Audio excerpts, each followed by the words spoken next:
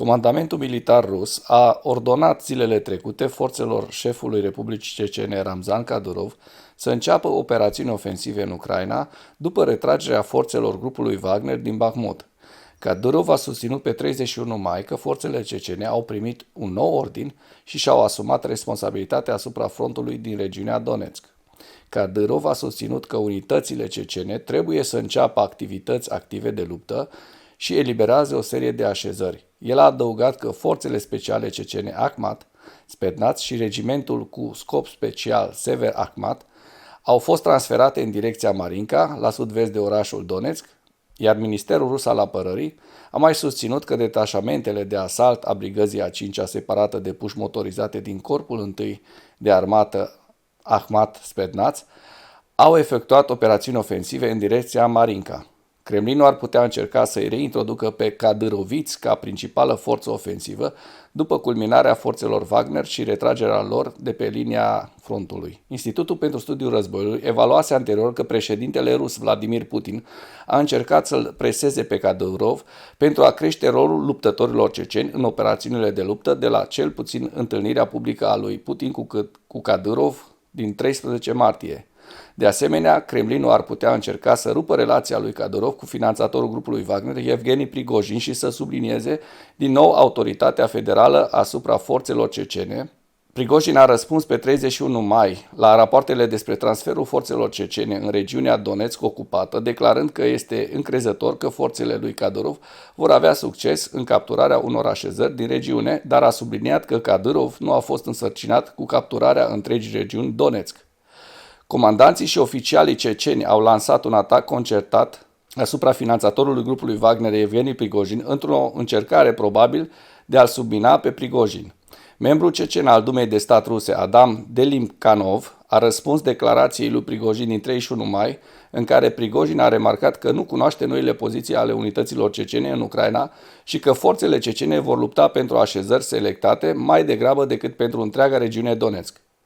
Declarația inițială a lui Prigozhin a apărut relativ neutră în comparație cu declarațiile sale mai inflamatorii și nu l-a criticat direct pe liderul cecen Ramzan Kadyrov sau forțele sale.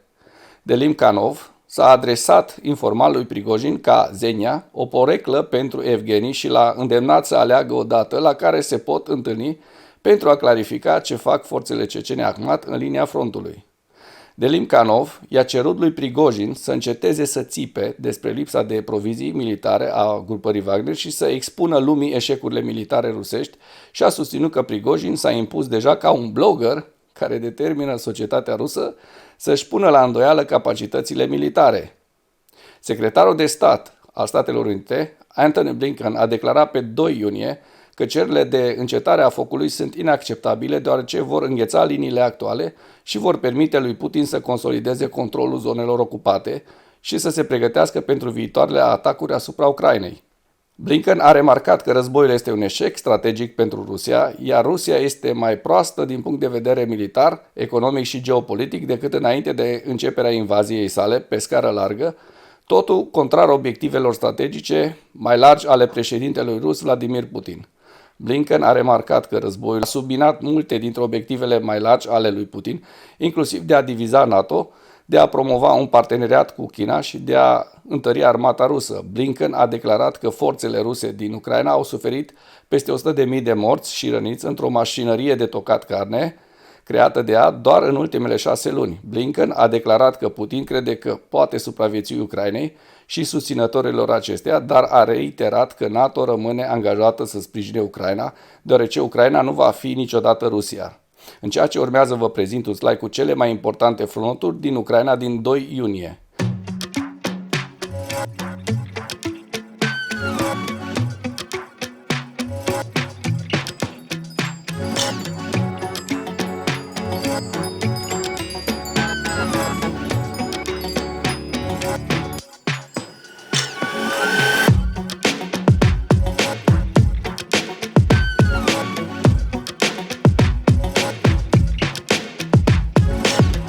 Pentru mai multe informații, accesați linkurile din comentarii.